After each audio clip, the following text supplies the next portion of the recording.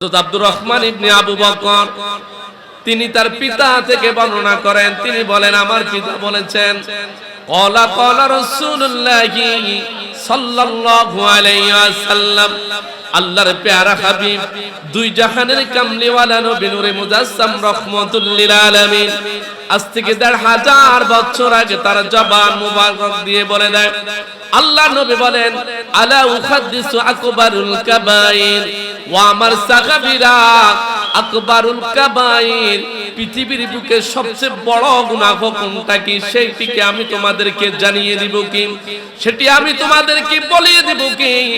সাহাবীরা বললেন, ক্বালু বালা, হ্যাঁ ইয়া রাসূলুল্লাহ, নবী গো, আকবারুল কাবাইর, পৃথিবীর জমিনে সবচেয়ে বড় গুনাহ কোনটা আপনি আমাদেরকে বলে দিন। আল্লাহর নবী বলেন, আকবারুল কাবাইর, সবচেয়ে বড় গুনাহ হচ্ছে ইশরাকু, আল্লাহর সঙ্গে শিরিক করা। বান্দা, আল্লাহ তোমারে সৃষ্টি করেছেন, আমার আল্লাহ কত দয়াবান, আমার আল্লাহ তোমার ইচ্ছে করলে বৌদ্ধর ঘরে পাঠাইতে পারতুম, হিন্দুর ঘরে পাঠাইতে পারতুম, আল্লাহ দয়া করে মায়া করে মুসলমানের ঘরে পাঠাইছে। ও ভাইরা, সে আল্লাহর সঙ্গে তুমি কিভাবে শিরিক করো?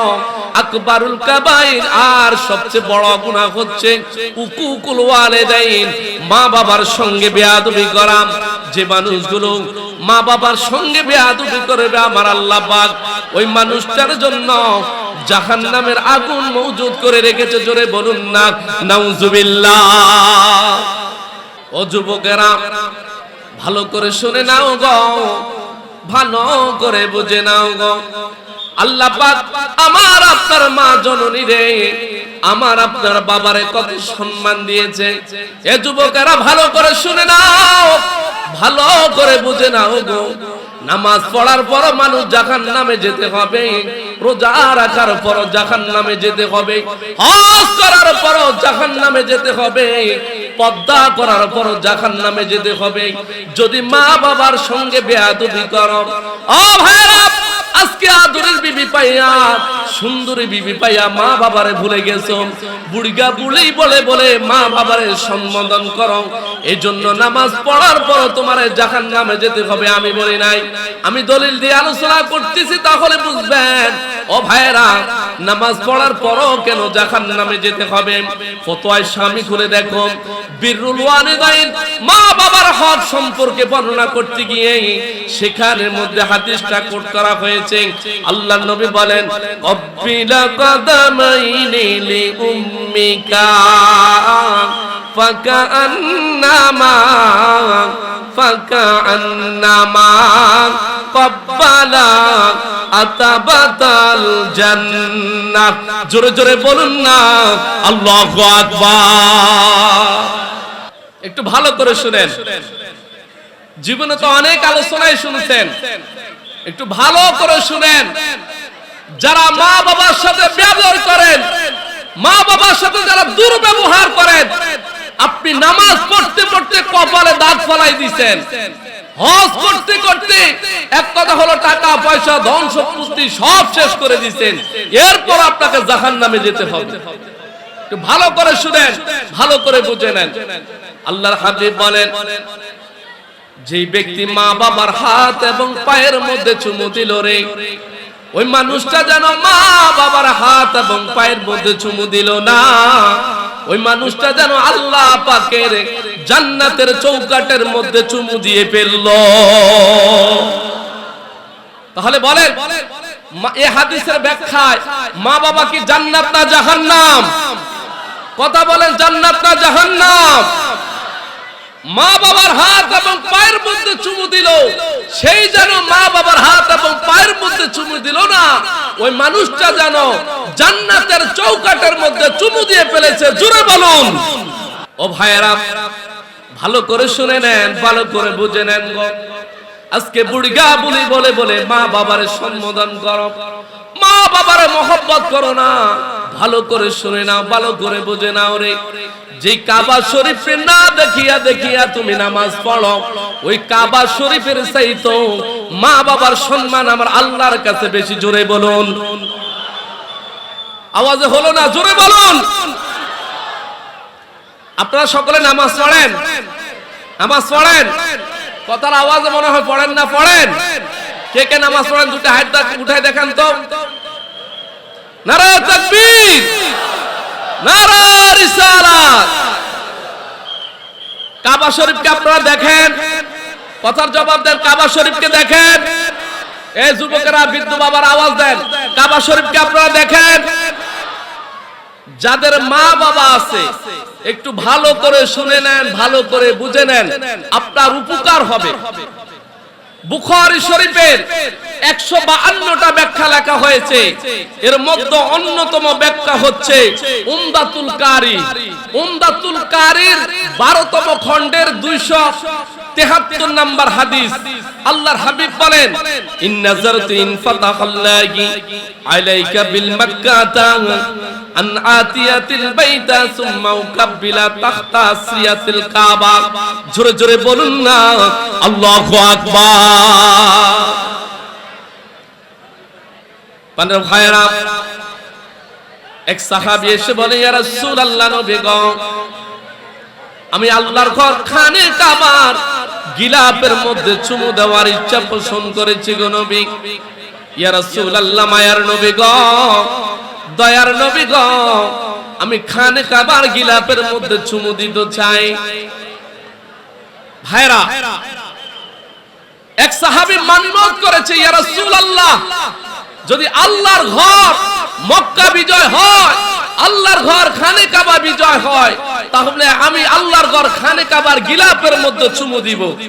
এই ঘটনাটা ঘটেছিল মক্কা বিজয়ের পূর্বে, যখন আবু জাহেল, আবু লাহাব, উতবা, শায়বা, মুগীরার কাছে মক্কা মদিনার ক্ষমতাটা ছিল। তখন এই সাহাবী মান্নত করেছে, কসম করেছে, ইয়া রাসূলুল্লাহ, যদি আল্লাহর ঘর মক্কা বিজয় হয়, আল্লাহর ঘর খানে কাবা বিজয় হয়, আমি মান্নত করেছি আমি আল্লাহর ঘর খানে কাবার গিলাপের মধ্যে চুমু দিব। জোরে বলুন। আমার কথা শোনা যায় না? মাইকের আওয়াজ ভালো না, এটা আমার কাছ থেকে ভালো লাগে না। ভাইরা, কথা বলেন, আপনারা আমার সাথে কথা বলেন। আমাদের প্রভুর নাম কি? সেই আল্লাহ রাব্বুল আলামিনের শ্রেষ্ঠ নবীর নাম কি? মুহাম্মাদুর রাসূলুল্লাহ সাল্লাল্লাহু আলাইহি ওয়াসাল্লাম।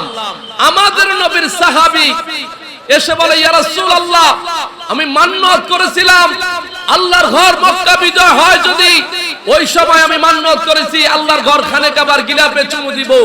তখন নবী বলেন, সাহাবী, আর দেরি করো কেন? যাও, এখন তো আবু জাহেল, আবু লাহাব, উতবা, শায়বা, মুগীরার হত্যা করা হয়েছে। মক্কা মদিনার ক্ষমতা আমি রাসূলুল্লাহর হাতে। এখন আর দেরি করে কেন? যাও, এখনই গিয়ে আল্লাহর ঘর খানে কাবার গিলাপে চুমু দিয়া তুমি তোমার মান্নতটা পূরণ করো। জোরে বলুন। সাহাবী বলতেছে, ইয়া রাসূলুল্লাহ, নবী গো, আপনি তো দেখতেছেন আমি হলাম দুর্বল, আমার দেহের মধ্যে শক্তি নাই গো নবী। লক্ষ লক্ষ কাবা সাহাবী কাবা শরীফের চারপা দিয়ে তাওয়াফ করে, আমি তো তাদেরকে ওভারটেক করিয়ে ধাক্কিয়ে গিয়ে আল্লাহর ঘরে খানে কাবার গিলাপে চুমু দিব, সেই শক্তি তো আমার দেহের মধ্যে নাই। ইয়া রাসূলুল্লাহ, নবী গো, ভিন্ন কোনো অপশন আছে কিনা, ভিন্ন কোনো উপায় আছে কিনা? আল্লাহর হাবিব বলো, আমার সাহাবী, তোমার মা বাবা জীবিত রয়েছে কিনা? সাহাবী বলেন, নাআম, হ্যাঁ ইয়া রাসূলুল্লাহ, নবী গো, আমার মা বাবা জীবিত রয়েছে। নবী আমার বলে, সাহাবী, আর দেরি করো না, দেরি করো না, এখনই বাড়ির মধ্যে চলে যাও, যাইয়া তুমি তোমার মা বাবার হাত এবং পায়ের মধ্যে চুমু দাও। তুমি যদি তোমার মা বাবার হাত এবং পায়ের মধ্যে চুমু দিলা, তুমি যেন তোমার মা বাবার হাত এবং পায়ের মধ্যে চুমু দিলা না, তুমি যেন আল্লাহ পাকের খানে কাবার গিলাপের মধ্যে চুমু দিয়ে ফেললা। এই হাদিসের ভাষা অনুযায়ী বলেন তো, মা বাবা কি জান্নাত না জাহান্নাম? কথা বলেন, জান্নাত না জাহান্নাম? এই জান্নাত কার কার ঘরে আছে একটু হাত উঠায় দেখেন তো। এখানে তো অধিকাংশ মানুষের মা বাবা আছে, অল্প কয়েকজন দেখা যায় বাবা হারা, মা হারা। এ বাবা, যারা মা বাবার সাথে বেয়াদবি করেছেন, এখন তো মাপ পাওয়ার আর সুযোগ আছে? যুবকরা আওয়াজের সুযোগ আছে?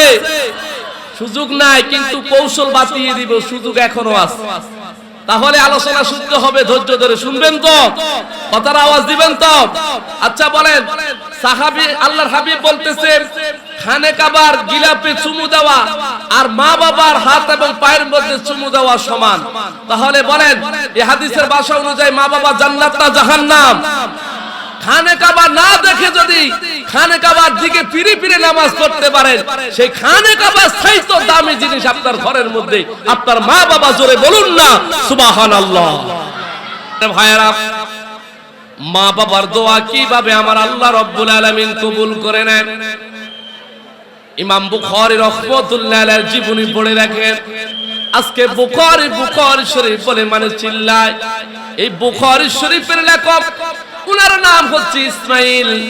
ইমাম বুখারী রাহমাতুল্লাহ আলাইহি পৃথিবীর জমিনে যখন তাশরীফ আনলেন, ইমাম বুখারী রাহমাতুল্লাহ আলাইহি অন্ধ অবস্থায় দুনিয়ার জমিনে তাশরীফ আনলেন। মায়ের দোয়া আল্লাহ পাক যে কবুল করে নাই কিভাবে একটু ভালো করে শুনেন। ইমাম বুখারী রাহমাতুল্লাহ আলাইহির জীবনী পড়ে দেখেন। উনার নাম হচ্ছে ইসমাইল। ইমাম বুখারী রাহমাতুল্লাহ আলাইহি অন্ধ অবস্থায় পৃথিবীর জমিনে আসলেন। এক কথা হলো ভূমিষ্ঠ হলেন। ইমাম বুখারীর দু চোখের আলো ছিল না।